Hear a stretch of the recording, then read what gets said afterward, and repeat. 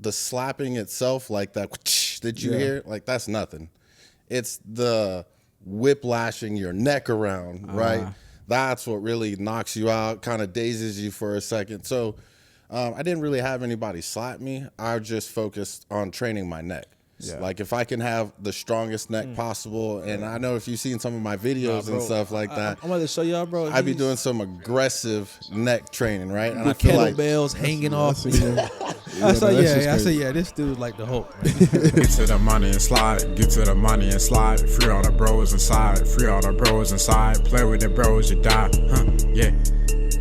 Get to the money and slide, free all the bros inside, play with the bros, you die, yeah.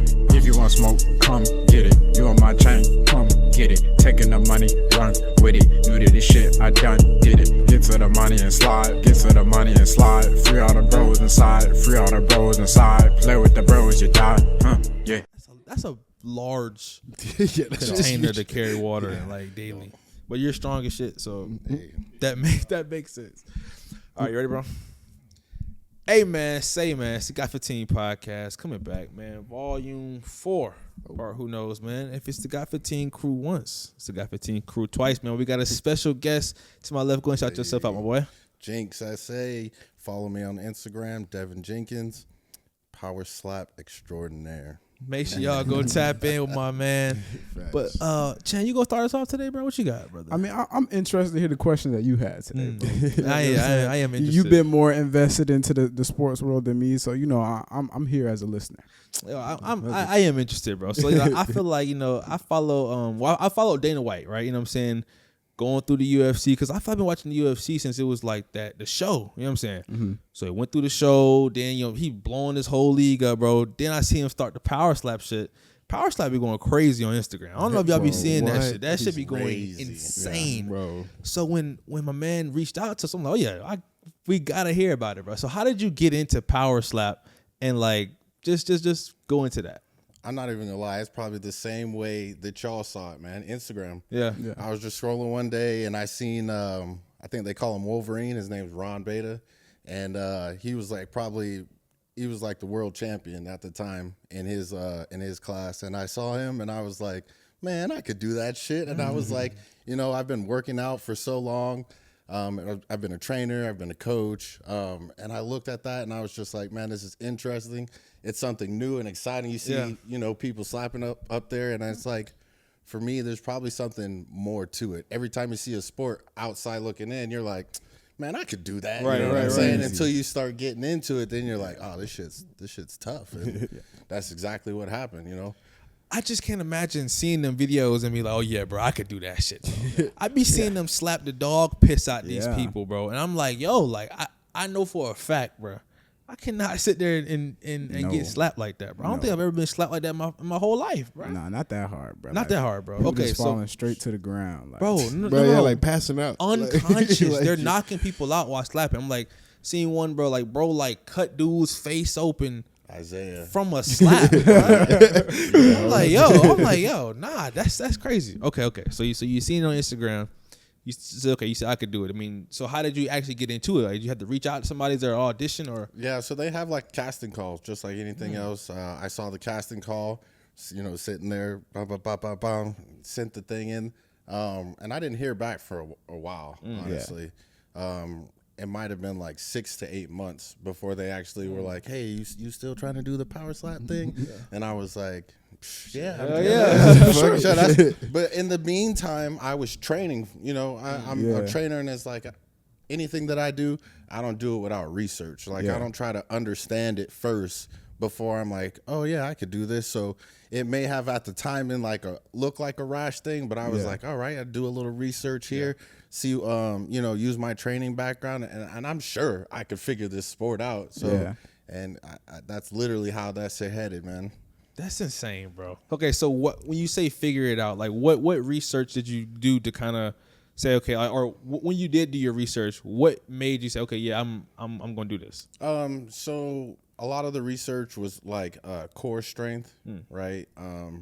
Neck and jaw strength, and just overall being powerful and explosive, right? Yeah.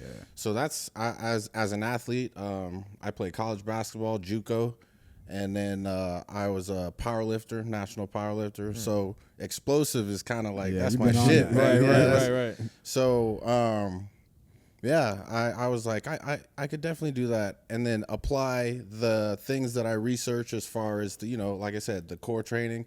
Core training is a big thing in general, right? And when people are watching it, you're looking at them, you're like, what's their defense, right? Right. That's what I'm saying. What's the defense, right?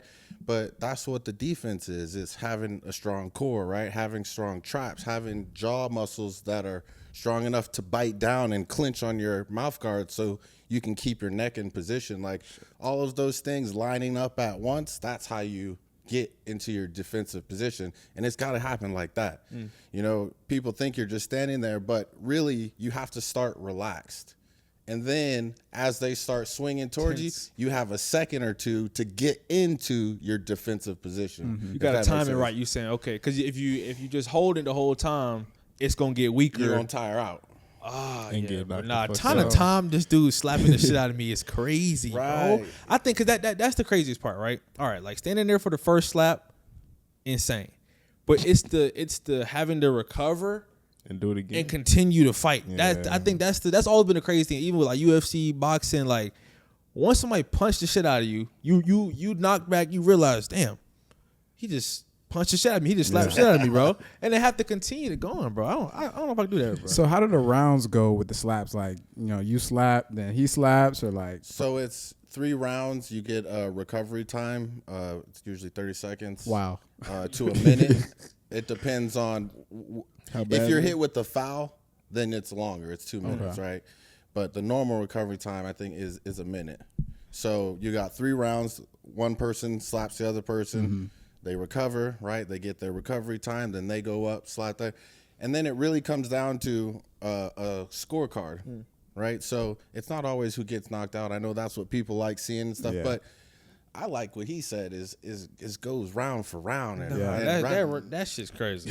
And being able to recover. And right now, you're seeing a lot of knockouts and stuff, but I think that's coming from lack of training. As guys start training more, they'll be more accurate and be able to put the slap in the right place instead of like, you can't lead with the palm, right? You can't straight palm somebody like that, right? So that's a foul. That's a foul. Okay. Right? And you're trying to hit inside the target zone, right? So target zone is below the eye right here, and then up here, right, above the cheek, so you can't go below the cheek, and then like right in that little target zone. So you're trying to hit with your hand in that little spot right there. But your hand is larger than that target zone you just described, bro. Exactly. It's like that's where the training comes in. That's where the training comes in. It's just like golf or baseball or something like that. Where you gotta practice. You gotta be precise with it. You say exactly. Right. It Come takes down accuracy to some fundamentals. So did you have people slapping you like when you were training, or like how did you like get prepared for that actual physical contact on your face? The physical contact's not that bad, honestly. The slapping itself, like that that you hear, like that's nothing. It's the whiplashing your neck around, right? That's what really knocks you out, kind of dazes you for a second. So I didn't really have anybody slap me. I just focused on training my neck. Like if I can have the strongest neck possible, and I know if you've seen some of my videos and stuff like that, I'm about to show y'all, bro. I'd be doing some aggressive neck training, right? And I feel kettlebells hanging off. I said, this dude like the Hulk, man. And so, okay. So you said you didn't have any training as far as somebody slapping you prior to your first competition. Right. So how did that go? Like the first competition? Your first competition. First competition, it actually went pretty good. I made it to the second round.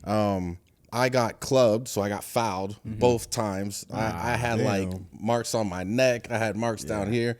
I think one of the times he just hit me down here in the right spot, and then I got knocked out. So it didn't go the way I wanted to, but also I learned a lot too. And that's each time you go up there, it's kind of like a little experiment, like, because you don't get to have somebody slap you like that. So you got to figure it out up there. Here we are right now. You don't have too many because you can't be training just getting slapped the shit out of like that. That's not gonna work. Okay, damn, bro. It's okay. So, wait, so you got knocked out on a foul and they're just like, you still lost? That's what I was gonna say. Bruh, he said, hey, that's how I was feeling. I was feeling like I got fucked, man. It didn't sit right with me. But I guess just like any other sport, you know, refs miss things. So they didn't call it a foul. They didn't call it a foul. But the thing is also is they have like high speed cameras that you can see the sweat, you know, dripping down and stuff like that. So they can see what's going on. I think it's just a matter of what they're looking for at this time.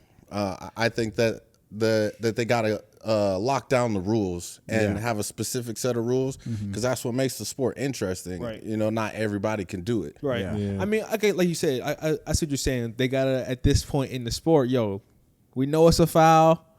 We may have let the foul slide so this shit could do 10 million on Instagram.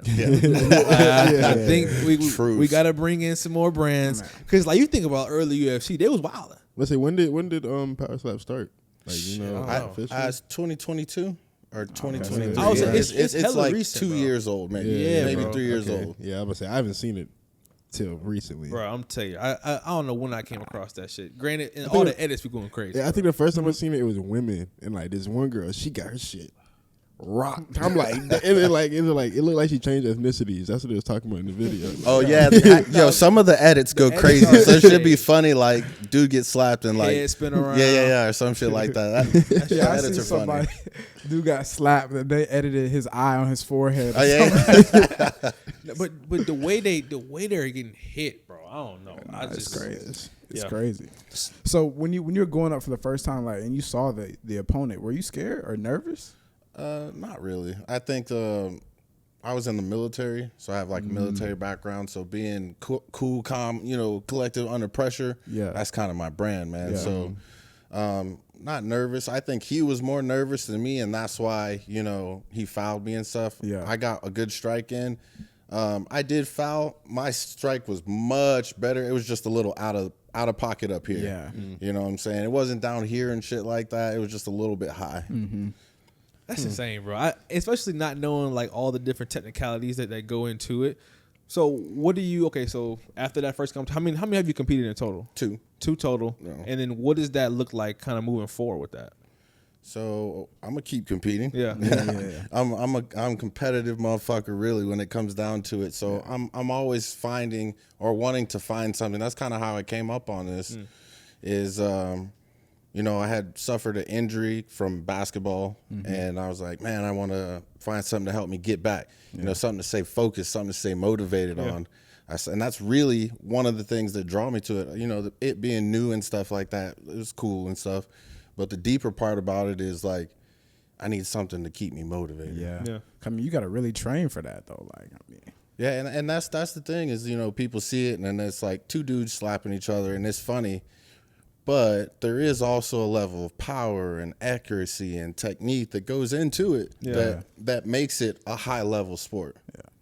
So okay, so you fought two. What does it look like to get another competition? Is it like another casting call, like where they're, hey, like, you know, we need more participants, or how does that look like? So there's a matchmaker, and basically she looks at applicants and is pulling in either new ones or she has a roster, right? And there's, you know, 200 plus athletes on the roster that she could pull from, and then, you know, pair them up like that, depending on how well they do.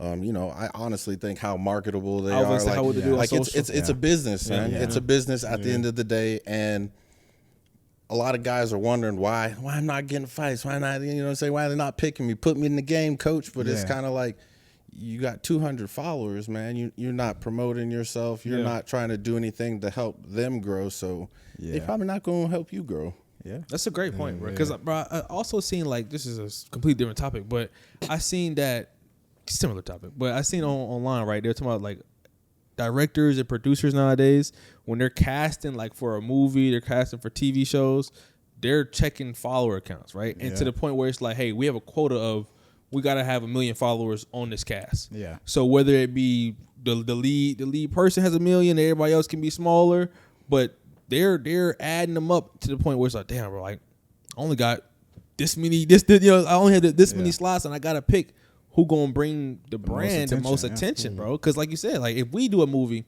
you will hope your fans are gonna come and watch and support that movie. Yeah. So or a TV show or whatever project it is. So like I said, it do make sense. Like you got to be able to help market the brand, especially when it's in its infancy. It's brand new. Yep. So as long as you can get clips and you can go viral, but like you said, that's why they'll let the foul go every Sometimes now they and let the then. stuff slide. Yeah, it's like old NBA. You know what I'm saying? They were like they're beating niggas' asses out there. It was what? Malice in the Palace said, yo, keep that shit rolling. Yo, bro. do you Don't see stop. the LeBron and Tatum foul? LeBron James Tatum foul, bro, when he fouled him, and it was like they were saying how it was like a dangerous foul, but he kind of like Flop. like grazed them and Look, stuff hey, like that, look, bro. man. The foul, he made it look crazy. You gotta sell it, baby. You gotta get it done, bro. That's business too. That's business too, man. Look, man. If y'all gonna try some new endeavors out there, man, make sure y'all do your research, do your training, understand what you're getting into, especially if you finna go try some crazy shit like power slap. And with that being said, man, it's been a Got 15 podcast, and we out, man. Peace. Get to the money and slide. Get to the money and slide. Appreciate y'all popping out to the podcast, man. Make sure y'all leave a like. Go ahead and comment something. And hit that subscribe button if you haven't already so you don't miss any of our videos, bro. And make sure you subscribe to our Patreon for exclusive behind-the-scenes videos posted weekly. Follow us on Instagram, Twitter, Apple Podcasts, Spotify, TikTok, and I already know we're on YouTube, man. Go check us out everywhere. For sure.